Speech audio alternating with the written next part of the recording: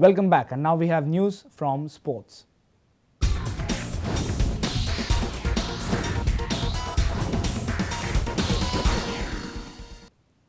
Newly elected Goa Football Association President Srinivas Dempo has said he would like to work with Peter Vaz in the future. Srinivas Dempo has also said that if need be, he will put in the money involved for the renovation of the floodlights at Fatorda. The Dempo chairman also expressed his view that the build-up to the elections was overhyped. Srinivas Dempo spoke exclusively to Prudent media for the first time after being elected president of the GFA. I am here with the new GFA president, Mr. Srinivas Dempo. Sir, it's first of all congratulations that you've become the president. You expected to get it to become so close towards the end? My own estimation was around 90 votes. So I think, I missed my calculation by about 5 votes. I personally believe which also the press said in so many terms, I believe that I had a very good lead in Salseth. I think which ultimately didn't happen to that extent. Sure, Salseth is a major crunch, and probably I got elected and Salseth clubs did vote for me. But I think the Bardesh clubs also played a very important role. Do you think it should have got up till such heights of build-up where there were allegations that you have used political influence and things like that? Do you support all these things? I think that was the bad part about this election. The only bad part about the election was a lot of allegation from some of my opponents.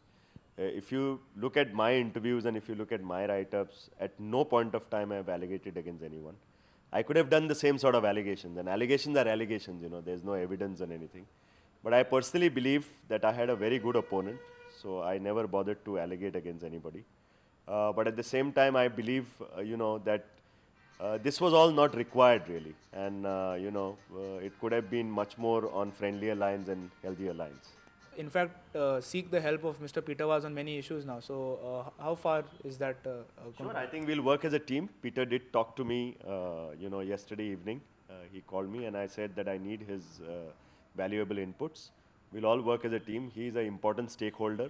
I'm going to consult all the past presidents, all the major stakeholders, and move forward as a team. I believe in teamwork personally, and I don't think that there's better inputs than those who run the affairs of football in Goa. You will put the money in for the floodlights at Fatorda, so. Sure, I think that commitment goes still. I think we will first make an attempt to sit with the government. As a committee, we'll approach the Honorable Chief Minister and the Honorable Sports Minister, along with the authorities of Director of Sports, see where the situation is.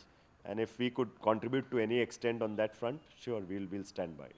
Thank you very much, sir. There you have it, the first and exclusive interview of the new Goa Football Association president, probably at a juncture now where Goa football is heading into a new direction. From Panji, this is sports reporter Nikhil Pereira with camera person Omkar Fallari.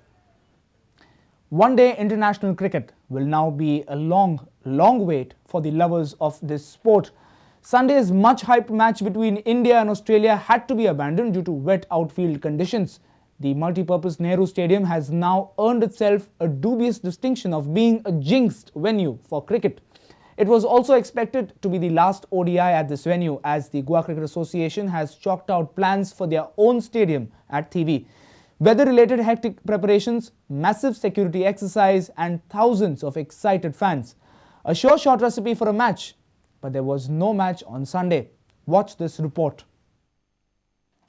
There was no shortage of promises, endeavour, efforts and prayers to stage the highly awaited international one-day cricket match at Nehru Stadium after a gap of 3 years. But everything comes to a naught when the nature plays its game. The strange season has brought us unusually long spell of rain. This has resulted in chaos in various fields, but the damage to the plans of cricket organisers and lovers of the sport was evident on Sunday as the match failed to start. Months of preparation had gone down the drains. The massive security arrangement done by the authority proved to be an exercise in waste. The ground had to be protected from the rains with the covers, and the measures were taken by the authorities. However, technically speaking, the reason behind the water making its way to the ground was that we did not have one-piece ground cover. Using multi-piece covers makes it vulnerable rather than foolproof protective measure from the rains. Hopefully, the authorities learn a lesson from this and improve their infrastructure to modern day standard before organizing a big match like this. Bureau Report, Prudent Media. Sporting Club de Goa held Tempo Sports Club to a 1-1 draw in GFA's Kingfisher Professional League match. The match was played in heavy rains at Duler ground in Mapsa. We take your leave with these visuals sent by our reporter Shamsundar Fateh. Take care and goodbye.